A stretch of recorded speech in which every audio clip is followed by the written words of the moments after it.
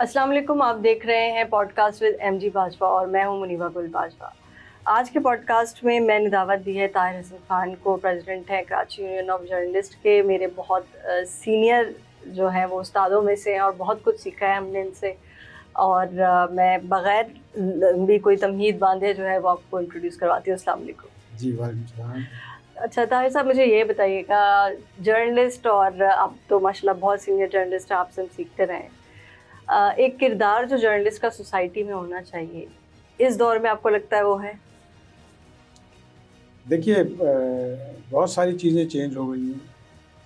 अब उसमें चेंजिंग में आप चाहे टेक्नोलॉजी को ब्लेम कर लें या और दूसरे मामलात को ब्लेम कर लें, लेकिन पाकिस्तान में जिस अंदाज से तब्दीली आई जर्नलिज्म, वो बहुत ही सरप्राइजिंग भी है और हैरानकुन भी है। और मैं ये इसलिए कह रहा हूँ कि बहुत तेज़ी से वैल्यूज़ जो हैं जर्नलिज्म की, वो पीछे चली गई हैं और जर्नलिस्ट उसमें कहीं नहीं है। और एक बहुत बड़ी तादाद जो है वो जिन लोगों की इस फील्ड में आई है, काम कर रही है, वो ना तो इसकी वैल्यूज़ से वाकिफ़ है, ना इसकी एथिक्स है, और ना ही इसके जो भी नज़ाकतें हैं उसकी, उससे वाकिफ़। एक हंगामा है बस बर्पा है, और ऐसा लगता है जैसे कि बहुत जल्दी में हर कोई, ना ज़बान का इस्तेमाल प्रॉपर होता है, ना मैं समझता हूँ कि इंफॉर्मेशन प्रॉपर कलेक्ट की जाती है, और जिस तरीके से इंफॉर्मेशन कलेक्शन के जो तरीक़ेकार हैं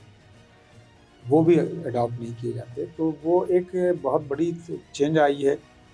उसमें बहुत सारे लोग इल्ज़ाम भी देते हैं, मुख्तलिफ़ इदारों को भी इल्ज़ाम देते हैं, मुख्तलिफ़ मीडिया हाउसेस को भी इल्ज़ाम देते हैं कि इनका मीडिया हाउस चलाने का बिज़नेस ही नहीं था, या ये काम ही नहीं जानते थे, कुछ और बिज़नेस था और वो आ गए इस बिज़नेस में फॉर शॉर्ट अपने। लेकिन ये बात सच भी तो है। ये बात सच भी है, और लेकिन कुछ लोग वाक़ई दूसरी बिज़नेस से आए, लेकिन उन्होंने थोड़ा सा सब्र किया और चीज़ों को ठीक किया भी अपने इदारों में, और आगे की तरफ चीज़ों को बढ़ाया भी। लेकिन एक जो सबसे बड़ा जो हम फ़ील कर रहे हैं वो ये है कि एक एक्सपीरियंस लोगों की बहुत ज़्यादा कमी है, और उसकी वजह यह है कि वो जो एक माइंडसेट आया है कि पुराने लोगों को एक तरफ करो, नए लोगों को लाओ, ताकि इनको ना बैकग्राउंड का पता हो, ना हिस्ट्री का पता हो।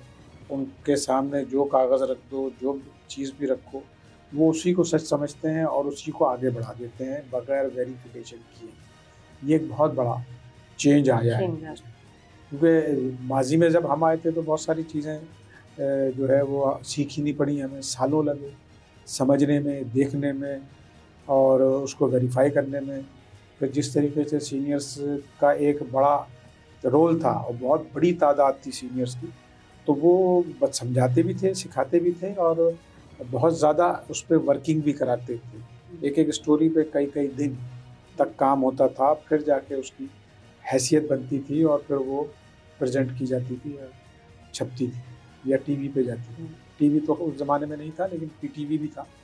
तो पीटीवी की भी मैं आपको अगर बताऊँ, पीटीवी का जो खबरनामा था वो भी लोग बड़े गौर से सुनते थे।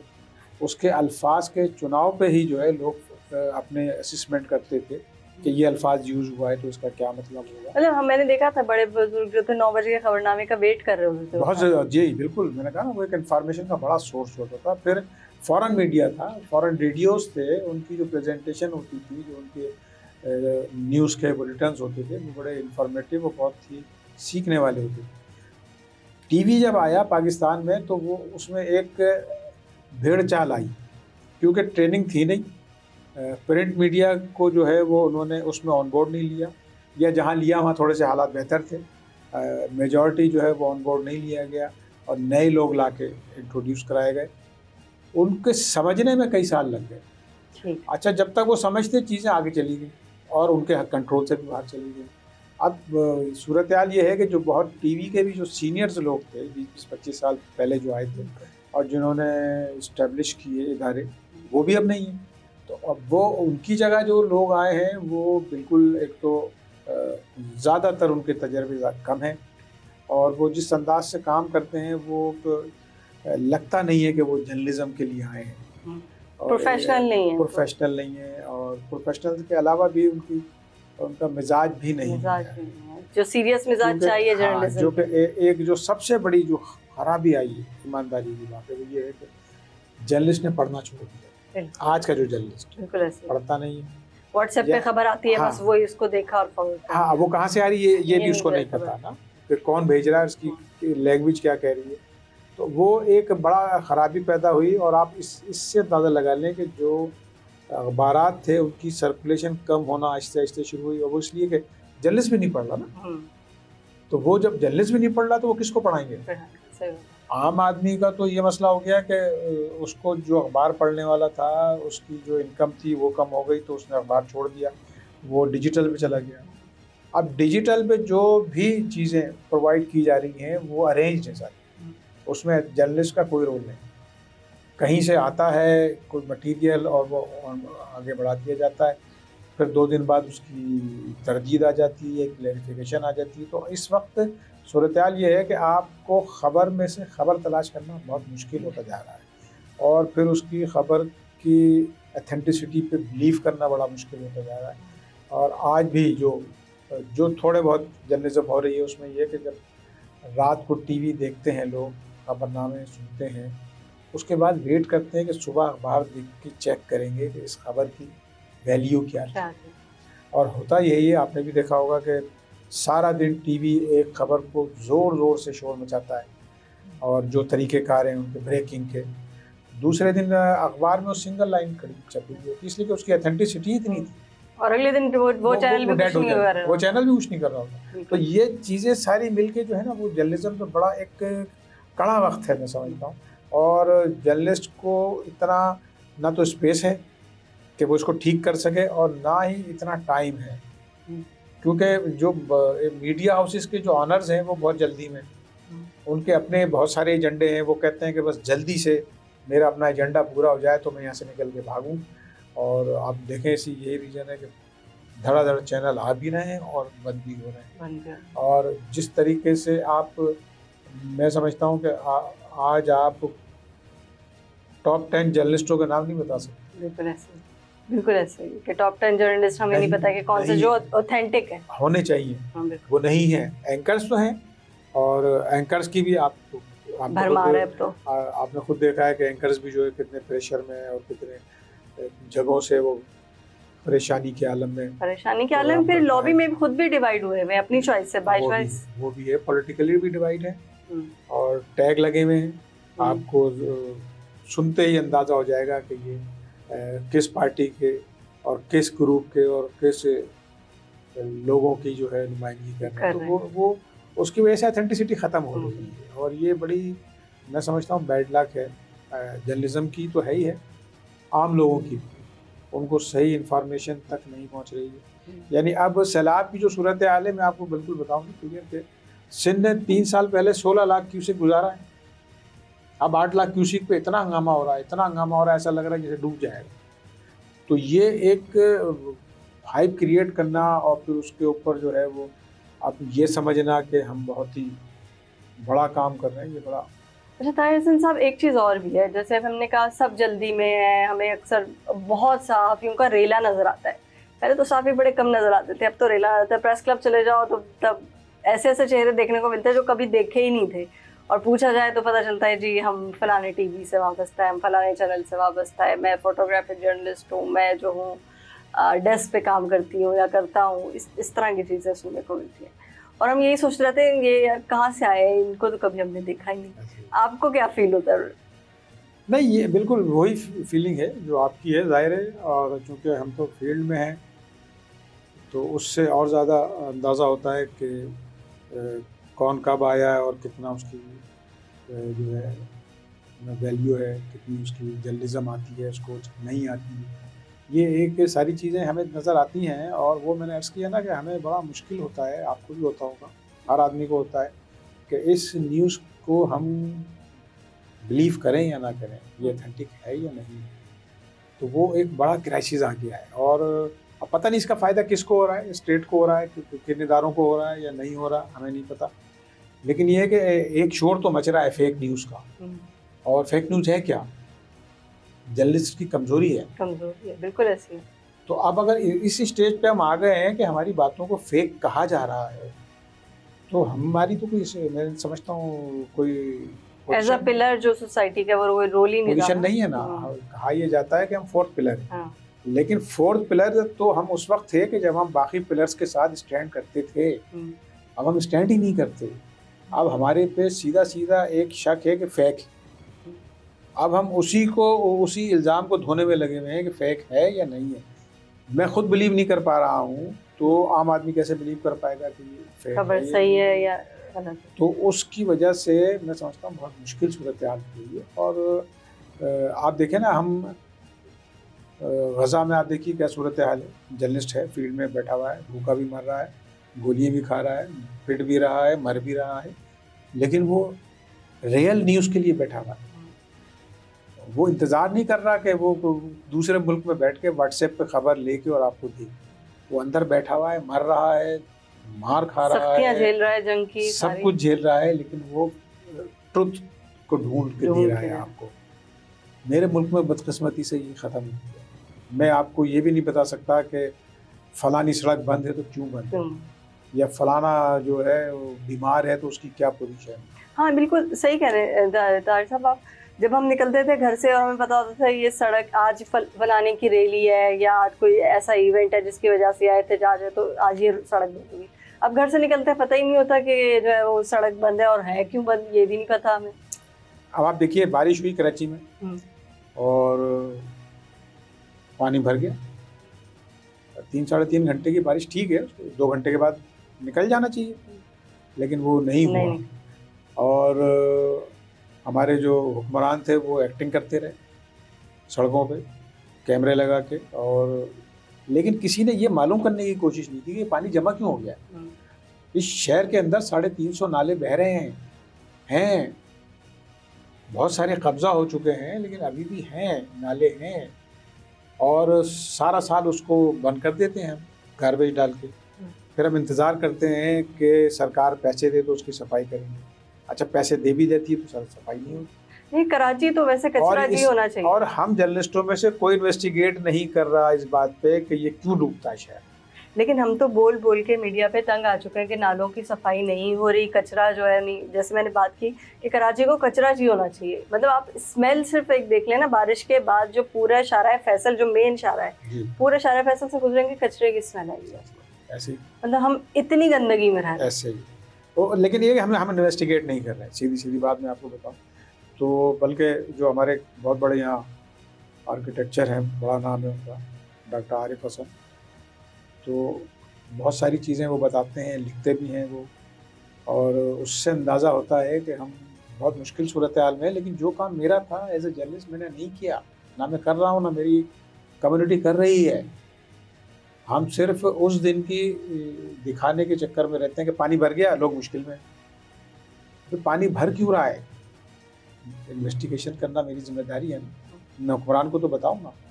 अच्छा, एक चीज़ मैंने और नोट की, ये रिसेंट बारिशों के अंदर ऑफिस में फंस गए थे, वापस आने का कोई ज़रिया नहीं था, अभी तक घर दूर है और शारा फैसल का बुरा हाल था।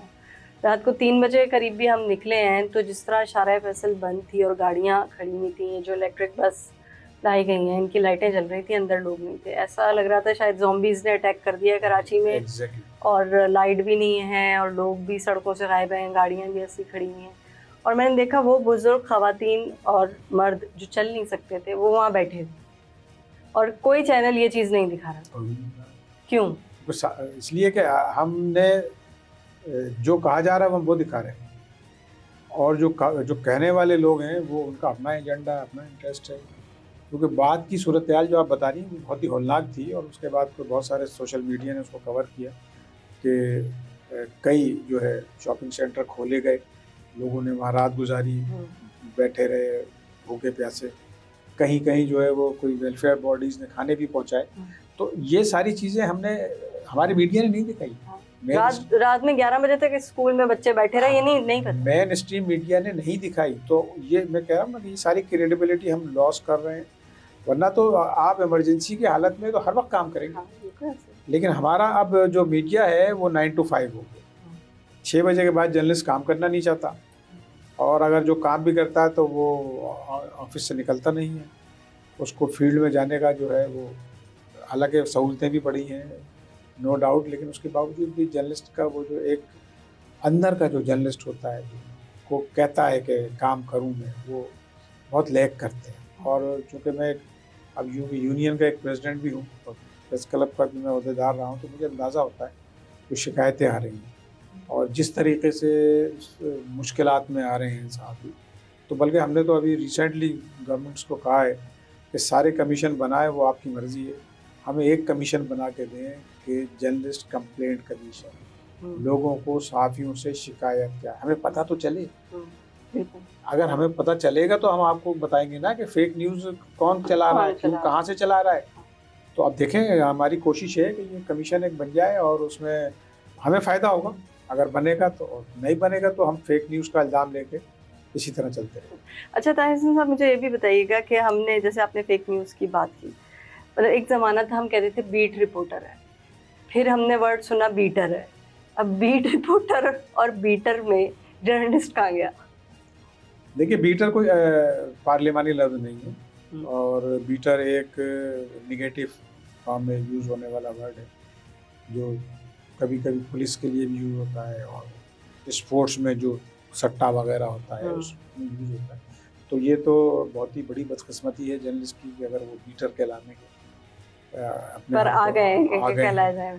तो बीट का मतलब एक स्पेसिफिक एरिया होता है कि जी आप इस एरिया में काम करेंगे ताकि सब कुछ आप नहीं कर सकते। तो वो इसलिए होती थी और ये कि इसकी स्पेशलाइजेशन हो जाए कि भाई इस एरिया में आपकी कितनी नॉलेज है और कितना आप न्यूज़ कलेक्ट कर सकते हैं और कितनी दे सकते हैं। तो वो उसका रीज़न ये था। और ये एक, जब प्रिंट मीडिया शुरू हुआ था उस ज़माने में ये सिस्टम बनाया गया था और फिर आहिस्ते आहिस्ते, लेकिन चैनलों ने आके ये सारी चीज़ें ख़त्म की और नए नए तरीके तैयार किए। चूँकि मैंने बताया ना कि जब हम चैनल स्टार्ट कर रहे थे तो हमारे पास कोई रोल मॉडल ही नहीं था, और जब रोल मॉडल नहीं था तो हम सही डिज़ाइन नहीं कर पाए, उसको कैसे चलाना है, कैसे उठाना है।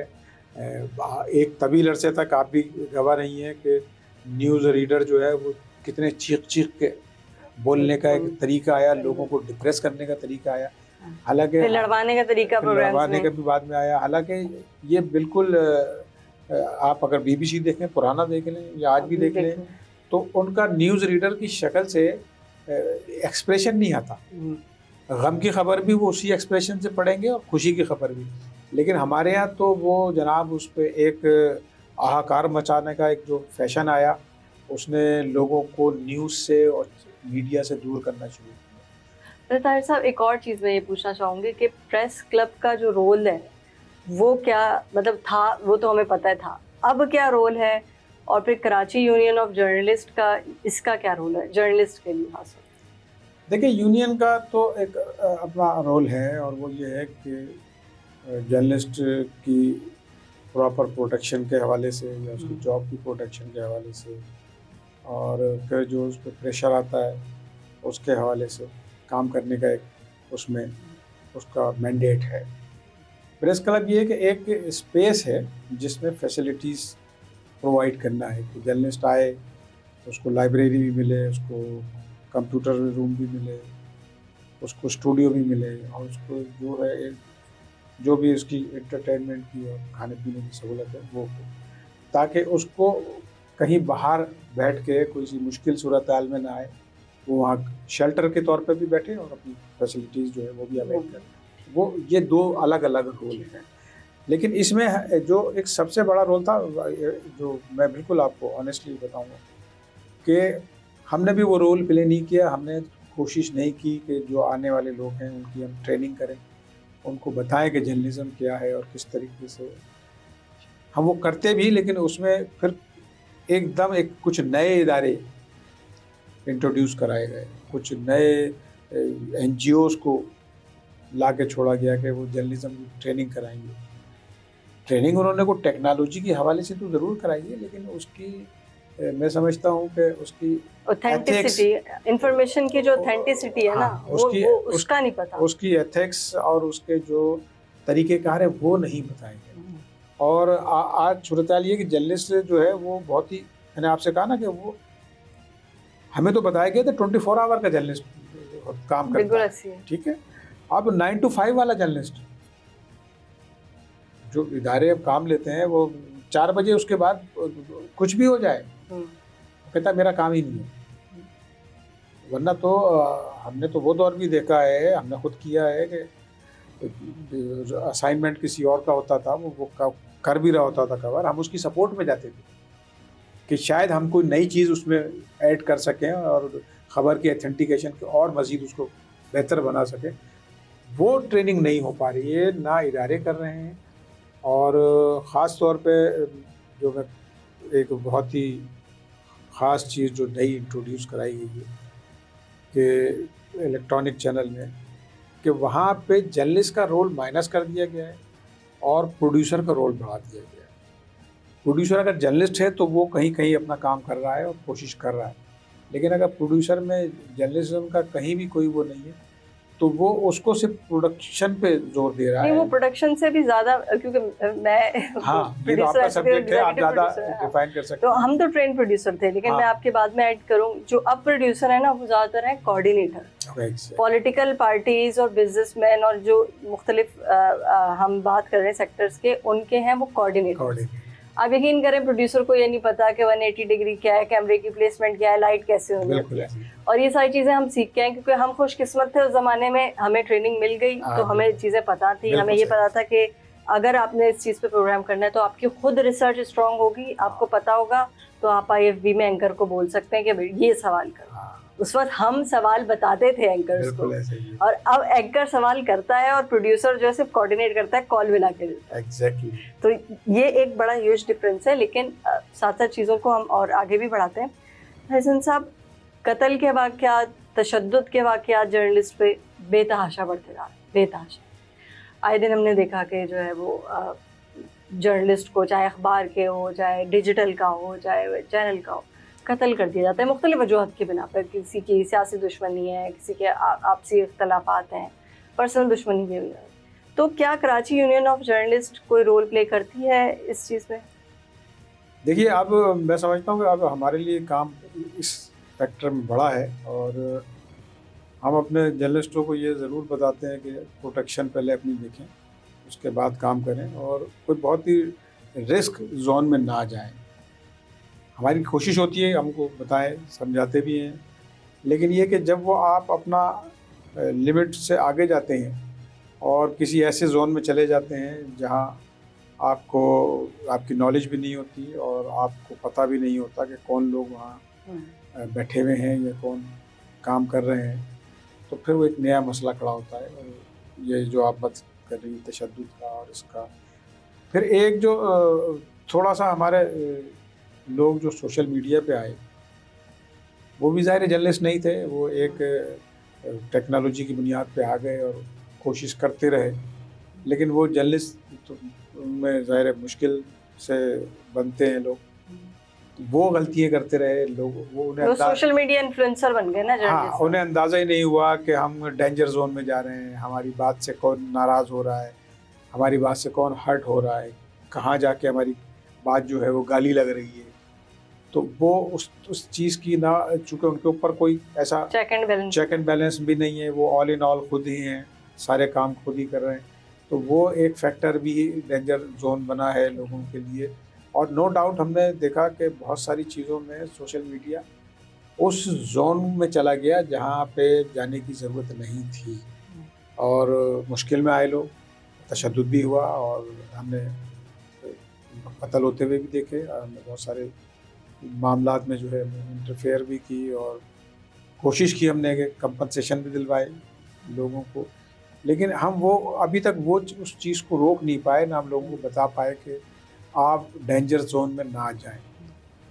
अच्छा, इस पे रेलिवेंट सवाल है कि उसके साथ मतलब कनेक्टिंग क्वेश्चन मेरा ये है, जो हम डेंजर जोन की बात कर रहे हैं, अब सहाफ़ी जो है एक बेचारा, चलें हम एक एवरेज सहाफ़ी मान लेते हैं कि है उसकी नॉलेज, अगर वो वाटर पे काम कर रहा है, वाटर बोर्ड के उस पर वाटर माफिया, अगर वो जो है देख रहा है कि यहाँ पर इंटीरियर से लाके लोग बसाए जा रहे हैं तो जी बैगर माफिया, फिर अगर नशे या ड्रग्स पे काम कर रहा है तो ड्रग माफिया, फिर वेपन्स या इलीगल चीज़ों पे काम कर रहा है तो जो है इनकी माफिया। तो हमारे यहाँ तो माफियाज ही इतनी है, तो उसको कैसे पता चलेगा डेंजर जोन क्या है?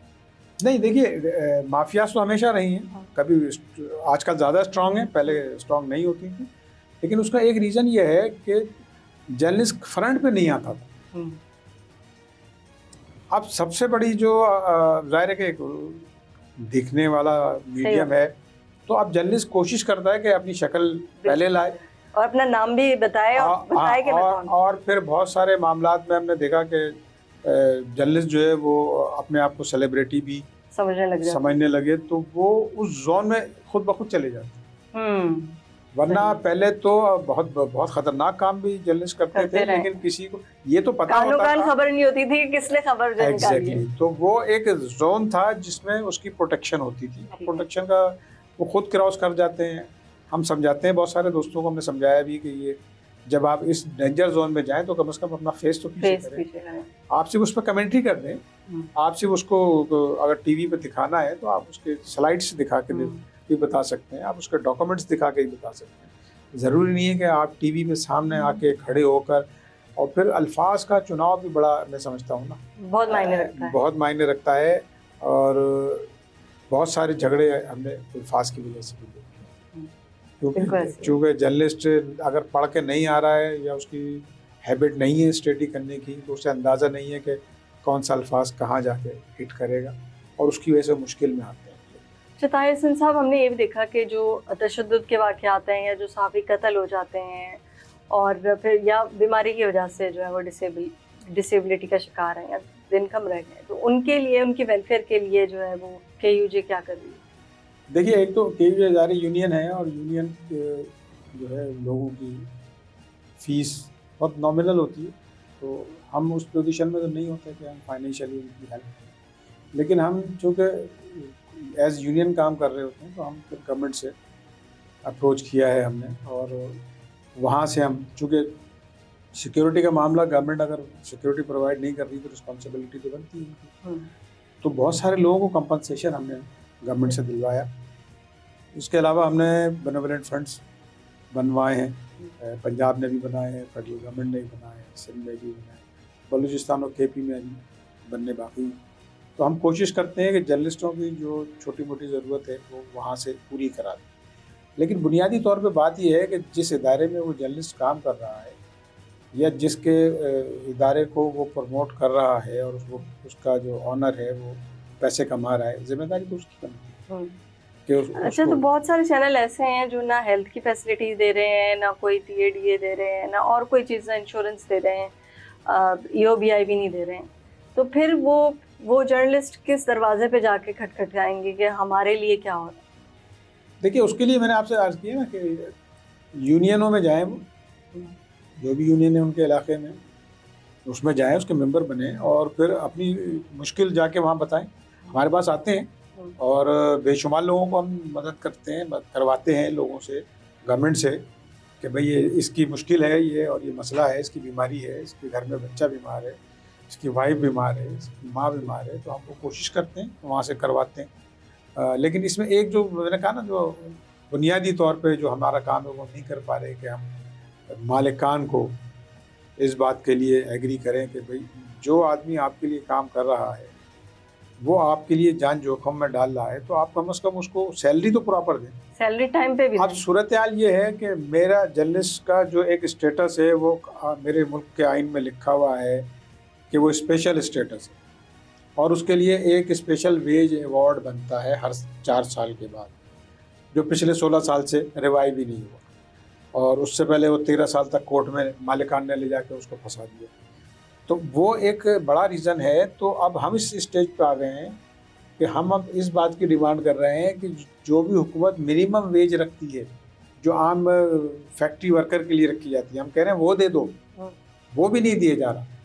यानी इस वक्त सूरत हाल ये है कि 20 और 25 और 15, बल्कि कहीं कहीं 15,000 रुपये में भी लोग काम कर रहे हैं, और ये इतनी मुश्किल सूरत हाल है। तो वो जो आप प्रेस क्लब वाला रोल की बात कर रही थी, तो हमने प्रेस क्लब की में फैसिलिटीज इसलिए ज़्यादा बढ़ाई कि कम से कम ये यहाँ बैठ के सुकून से काम तो कर ले। अगर उसके पास किराया नहीं है तो वहाँ बैठ के कंप्यूटर में बैठ के काम करके अपनी स्टोरी आगे बढ़ा दे, काम कर ले, खाना सस्ते में खाना खा ले। तो ये एक चीज़ें हम कोशिश कर रहे हैं अपने तौर पे, लेकिन ये ज़ाहिर इतने बड़े पैमाने पे हम नहीं कर रहे हैं। पाकिस्तान भर में प्रेस क्लब ये सारे काम कर रहे हैं, और बदकिस्मती से जो स्टेट का काम है वो स्टेट नहीं कर रही। ठीक है। बिलियंस ऑफ रुपीस मालिकान को देते हैं और मालिकान जो है वो उसको खामोशी से भाल ले जा रहे हैं, अपनी प्रॉपर्टीज़ बना रहे हैं। और आपका पहले तो हम ये सुनते थे कि फलां मालिक के जो है वो एक फलानी सड़क पूरी उसके नाम है, पूरी बिल्डिंगें उसकी हैं। अब कहते हैं कि लोग दुबई में भी उनके साथ यही हाल है, कोई सिंगापुर में भी यही हाल है, पेट्रोल पंप्स हैं और दुबई में। यहाँ वो पैसे देने को तैयार नहीं है। जहाँ सैलरी 6 महीने पे सैलरी तनख्वाह नहीं देते नहीं लोगों को, और फ़ोन कर करके बुलाते हैं और कहते हैं काम करो।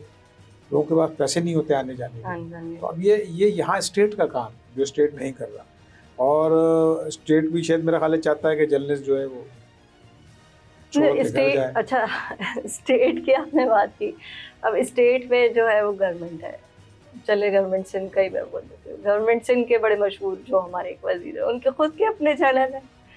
हाँ बिल्कुल है, और हम तो उनसे कहते हैं कि देखिए आप एक अच्छा मॉडल बने, ताकि हम कह सकें कि देखिए इस तरह चलते हैं मीडिया हाउस। और आप देखें दूसरे मालिकान जो हैं अगर वो ख़राबी पैदा कर रहे हैं तो आप अपने बेहतर तरीके से चलाएं। तो ये हम कहते तो हैं, जाहिर है कि आप, लेकिन हम ज़्यादा इसलिए प्रेशर नहीं डाल सकते मुनीबा, कि हम देखते हैं कि चलो नए लोग आ रहे हैं, इन्वेस्टर आ रहा है, खोल रहा है, थोड़ा बहुत जर्नलिस्टों को रोज़गार मिल रहा है, तो इसलिए हम उसमें ज़्यादा लड़ाई में नहीं जाते। कोशिश करते हैं कि उनसे एग्री करा लें कि भाई थोड़ा सा बेहतर कर दो, थोड़ा सा कोई फैसिलिटी और प्रोवाइड कर ये आपका मार्केटिंग करेगा, ये जो आपकी जो वैल्यू है लेके जाएगा बाहर। पहले तो हमें तो बहुत सख्ती के साथ कहा जाता था कि आपको इदारे का नाम बताना है, अपना नाम नहीं बताना। तो अब ऐसी था ना, तो और इदारा जाहिर है उसकी लुक आफ्टर करता था, टेक केयर करता था, तो वो ये सूरत हाल होती थी। इदारे बिल्कुल ऐसे ही चलते थे, अब इदारे दूसरे अंदाज से चल रहे हैं, तो बहुत तब्दीली की ज़रूरत है। और उसमें हमें स्टेट पता नहीं हमें उसमें मदद करेगी या नहीं करेगी, हमें नहीं पता। अच्छा, एक और चीज़ ये है कि ख़वातीन जो जर्नलिस्ट हैं, अदर देन जो एंकर्स हैं करंट अफेयर्स प्रोग्राम की और या न्यूज़ एंकर्स हैं, उनको छोड़ के जो फील्ड में ख़वातीन की जर्नलिस्ट हैं, क्या आप मुतमईन हैं कि वो काम कर रही हैं या उनका एक रेशो उतना है जितना होना चाहिए? देखिए जितना स्पेस मिला हुआ उसमें वो कोशिश करती हैं, कर रही हैं। मैं देखता हूँ बहुत नई बच्चियाँ आई हैं, भाग दौड़ करती हैं, लेकिन जाहिर है कि एक उसका जब आउटकम आता है ना, कि महीने के एंड पे उसको जो तनख्वाह मिलनी है वो नहीं मिली, 3-3 महीने नहीं मिली, तो एक खातून के लिए ज़्यादा मुश्किल होता है। उस पर सोशल प्रेशर बहुत ज़्यादा होता है कि ये काम के लिए जा भी रही है और पैसे भी नहीं मिल रहे इसको, तो वो एक बहुत मुश्किल सूरत हाल होती है। तो हम देखते हैं कितनी मुश्किल में है ख़वातीन, लेकिन उनकी हिम्मत है, वो कर रही हैं, कोशिश कर रही हैं। और सबसे अच्छी बात जो मैंने देखी ख़वातीन की वर्किंग में, वो किसी का एजेंडा टैग नहीं कर रही, किसी एजेंडे पे काम नहीं कर रही, वो प्रॉपर जर्नलिज्म कर रही हैं, ऑनेस्टी के साथ कर रही हैं। उनके नाम के साथ फेक न्यूज़ भी नज़र नहीं आती, और वो कोशिश करती हैं कि अपनी क्रेडिबिलिटी भी बचाएं और अपना प्रोफेशन को भी ठीक करें। तो ये मुझे खुशाइन नज़र आता है ख़वातीन के हवाले से।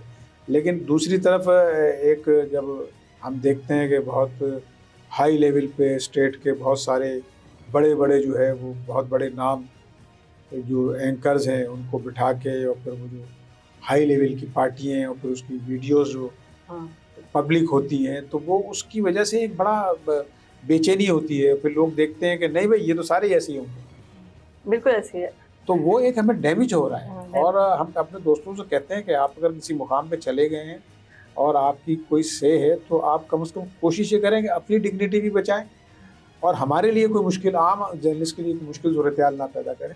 लेकिन वो हम कर नहीं पा रहे अब तक, क्योंकि एक ज़माने में जब हमने कोशिश तेज़ की PFU के साथ, तो एंकर माफिया ने हमारे खिलाफ एक महाज बनाया और बहुत कंपेन चलाई, लेकिन हम डटे रहे और फाइनली उनको सरेंडर करना पड़ा, इसलिए कि वो किसी एजेंडे पे थे। और जब एजेंडे वाले पीछे हट गए तो वो उन्हें नज़र आया कि हम तो बिल्कुल अकेले हैं। तो हम तो कोशिश करते हैं, दोस्तों को समझाते हैं कि अगर आप थोड़ा सा ऊपर चले गए हैं तो रोल मॉडल बने और कोशिश करें कि नीचे के लोगों का भी हक मिलता रहे। अच्छा, जर्नलिस्ट के दरमियान भी जो है वो तबकाती तफर्रुका है? देखिए 2 तरह के तबकाती थे। एक तो जाहिर है कि वो एक जर्नलिस्ट है, अगर प्रॉपर जर्नलिस्ट है और स्ट्रॉन्ग जर्नलिस्ट है, तो वो उसका एक अपना स्टैंडर्ड है, अपना एक लेवल है। और एक जो बिल्कुल नया है उसकी अपनी बहुत जाहिर जो भी पोजीशन है उसकी लिमिटेड वो होती है। दूसरे फाइनेंशियली जो है वो है, और इस बात पे मैं आपसे ज़्यादा बात नहीं करूँगा इसलिए कि बहुत मुश्किल सूरत हाल है, और मैं चूँकि एक यूनियन को हेड कर रहा हूँ तो फ़िलहाल मैं इस सब्जेक्ट पे बात नहीं करूँगा। लेकिन सूरत हाल ख़राब है, और हम देखते हैं कि एक जर्नलिस्ट जो है वो नीचे की तरफ भी नहीं देख पा रहा है, और एक जर्नलिस्ट ऊपर से नीचे नहीं देखना चाहता। ये एक बहुत बड़ा फ़र्क है, और इसका नुकसान सिर्फ जर्नलिज्म को नहीं हो रहा, मैं समझता हूँ कि पूरी सोसाइटी को हो रहा है।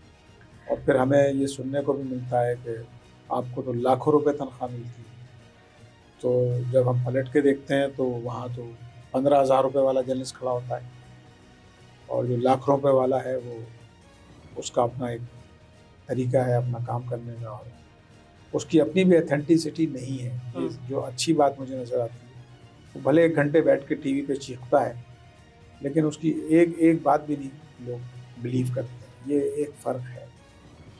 तो जर्नलिस्ट को पहले तो अपने आप को ऑथेंटिक बनाना है, अपने आप को क्रेडिबल बनाना है, और अपने आप को एक उसमें जो जितनी एथिक्स और चीज़ें हैं वो सब होनी चाहिए। हमें तो पूछ लिया जाता था कि ये आपके पास एक्स्ट्रा जो कपड़े नए नज़र आ रहे हैं ये कहाँ से आए भाई, आपकी सैलरी तो इतनी नहीं है। और अब जो है जब जर्नलिस्ट 5 लाख का इटालियन जूता पहन के चैनल पे आता है तो उसकी क्रेडिबिलिटी पे असर तो पड़ता है, क्वेश्चन मार्क भी होता है। बिल्कुल होता है। अच्छा, ये बताइएगा कि अब तक 2025 तक की गुफ्तगू हमने कर ली, आइंदा 5 साल के बाद आप कहाँ दिख रहे हैं जर्नलिस्ट को? क्योंकि चैनल्स बंद भी हो रहे हैं, नए तो खुलने बहुत दूर की बात, बंद बहुत ज़्यादा हो रहे हैं, डिजिटल की तरफ लोग शिफ्ट हो रहे हैं। देखिए, मैं एक ब्रीफिंग में गया, क्योंकि हम ट्रेड यूनियन करते हैं, उस हवाले से एक नया कोई कोड बन रहा है, लेबर कोड, और उसमें चूँकि इंटरनेशनली सारी मल्टीनेशनल और यूएन सब इन्वॉल्व हैं, तो उसमें बहुत सारी नई कैटेगरीज में देख रहा था लॉ में आई हैं। पहले 3 कैटेगरी होती है, एम्प्लॉयर होता था, वर्कर होता था, और मैनेजमेंट होती थी, इस्टेब्लिशमेंट। अब इस्टेब्लिशमेंट और एम्प्लॉयर तो है अपनी जगह मौजूद, लेकिन अब वहाँ पर नई नई कैटेगरीज आ गई। मतलब एम्प्लॉयर जो है वो अब ठेकेदार रखेगा, ठेकेदार जो है वो मुलाजिम रखेगा, और उस मुलाजिम को जो है वो जो नाम दिए जाएंगे 30-40, वो बहुत ही डिग्निटी से बाहर है, रेस्पेक्टेबल नहीं है।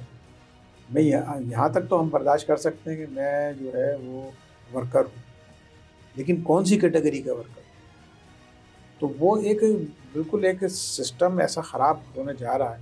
बल्कि मैं हंस रहा था, अपने जो एक्सपर्ट ब्रीफिंग दे रहे थे, मैंने कहा आप तो आज हमें बता रहे हैं कि ये सारी नए नए नाम आए हैं, हम मीडिया में तो फेस कर रहे हैं। हम तो एक ठेकेदार नहीं, 4 ठेकेदार होते हैं, उसके बाद काम करता है, उसे पता ही नहीं कि मैं किस इदारे में काम कर रहा हूँ। और मालिक कहता है ये मेरा मुलाजिम ही नहीं है, वो जानता भी नहीं है। तो ये एक, अब इस हालात में आगे के रास्ते तो कोई अच्छे नहीं बनेंगे। जो भी आएगा वो लेमैन आएगा, वर्कर आएगा, और इंडस्ट्रियल वर्कर से भी बेचारा नीचे होगा, चूँकि उसकी टेक्निकली उसकी साउंड नहीं होगा। और हम उस तरफ चले तो गए कि मिनिमम वेजेस दे दें, खुदा का वास्ता देखें, तो अल्लाह पे भरोसा करते हैं। तो हम यहाँ तक तो आ गए 25 में, तो आगे ऐसा ना हो कि यार डेली वेजेस दे दो, ये भी हो सकता है। तो हम उस स्टेज पे की तरफ चले जाएंगे अगर हमने अभी बेहतर नहीं किया। और बेहतर का जाहिर है कि आप देखिए ना, आप भी पढ़ती हैं, देखती हैं कि एक हंगामा मचा हुआ है कि पेंशन ख़त्म नहीं होनी चाहिए, और एक हंगामा है कि जनाब रिटायर हो जाए तो उसको 20 लाख रुपए मिलेंगे। 20 लाख की पेंशन है, किसी को 15 लाख की पेंशन है, किसी की जो है वो उसकी भी पेंशन है, उसकी बेवा की भी है, और उसके आगे भी पूरी फैमिली की भी है। तो वो एक तरफ ये सूरत हाल है, और एक तरफ ये है कि हम डेली वेजेस पे जाने की कोशिश कर रहे हैं, तो हालात तो ख़राब से ख़राब तक होंगे। और जब हालात ख़राब होंगे तो वर्किंग भी इफेक्ट होगी, जो वर्किंग इफेक्ट होगी तो आज जो हम फेक न्यूज़ का इल्ज़ाम सुन रहे हैं वो शायद इससे बड़ी गाली की शक्ल में हमारे सामने आएगा। बहुत शुक्रिया ताहिर हसन खान साहब आपका मेरे साथ पॉडकास्ट करने के लिए। और ताहिर हसन साहब ने बड़ी डिटेल में हमें बताया रोल प्रेस क्लब का भी, सहाफ़ियों का भी, KUJ का भी, और क्या जो है फ्यूचर में जो जिस हाल में अभी जर्नलिस्ट है हम उस पर इतना सवालिया निशान लेकर बैठे हुए हैं, और आइंदा 5 सालों में क्या होगा ये खुद एक अपने अंदर बहुत बड़ा सवाल है। इसी के साथ मुझे दीजिएगा इजाज़त। अल्लाह हाफ़िज़।